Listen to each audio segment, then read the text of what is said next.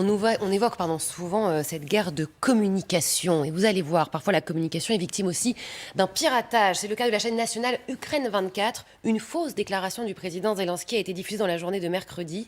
Le président ukrainien appelle son pays à rendre les armes. C'est ce qu'on appelle un deepfake ou une deepfake. Un deepfake. Bon, la vidéo est devenue en tous les cas virale sur Facebook avant d'être supprimée. Là aussi, énorme enjeu. Cyberguerre, ça aussi, ça fait partie, c'est les éléments à prendre en considération dans l'appréhension de ce conflit. Colonel. Ah oui, c'est central. Et puis les Russes sont très bons au passage. C'est un domaine d'excellence depuis très longtemps. Rappelez-vous toutes les opérations à l'occasion de l'élection américaine, etc., etc. Pourquoi sont-ils si forts dans ce domaine? Parce que c'est comme ça. Ils ont la technique, ils ont le système. Et on est à la limite de la légalité. Donc si vous voulez, les hackers russes sont extrêmement connus et sont extrêmement performants. Et donc c'est un jeu mondial. D'ailleurs aujourd'hui, les entreprises elles-mêmes sont attaquées par des hackers de tous les côtés. Et souvent, ça vient de Russie. Donc c'est vraiment une spécialité. Et donc là, ils ne vont pas se gêner pour l'utiliser. En plus, je pense que les Ukrainiens sont aussi bons au passage que les Russes. Donc je pense qu'il doit y avoir une espèce de guerre de communication au travers des moyens technologiques, au travers de la cyber. Donc c'est une autre guerre qui a lieu à un autre endroit, mais qui est fondamentale pour le succès ou l'échec futur de l'un ou l'autre. Cette belle histoire que l'on vous raconte à présent ce matin, le courage d'un petit garçon de 11 ans. Il s'appelle Hassan. Il y a 15 jours, il a quitté l'Ukraine tout seul pour échapper à la guerre, juste avec un petit sac et son passeport. Oui, son but c'était de faire 1200 km à pied, rejoindre la Slovaquie. Sa maman ne pouvait pas quitter l'Ukraine en même temps que lui, mais ils viennent tous les deux de se retrouver à la frontière slovaque.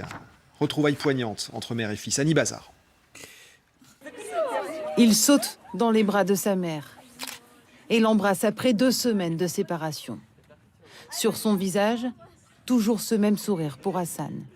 Ce jeune garçon de 11 ans avait ému le monde ce 4 mars dernier en traversant seul la frontière entre l'Ukraine et la Slovaquie. Un périple de plus de 1000 km seul entre Zaporijjia, à l'est de l'Ukraine, et la Slovaquie.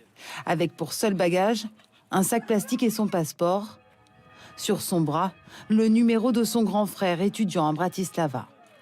La police slovaque remarque alors le jeune homme qui, derrière son sourire, cachait un passé déjà très douloureux.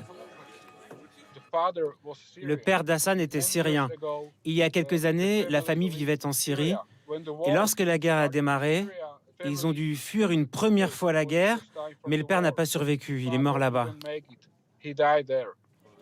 Hassan n'avait que 2 ans. Il y a quelques jours sur Facebook, sa mère s'est adressée à la population slovaque. Elle explique avoir laissé seul son fils pour ne pas abandonner sa mère souffrante. Un appel aux dons vient d'être lancé pour les aider à se reconstruire en Slovaquie, en attendant la fin de la guerre. Il est loin, la thèse doctorat de géographie, elle est loin. Allez. Colonel, on est à l'antenne.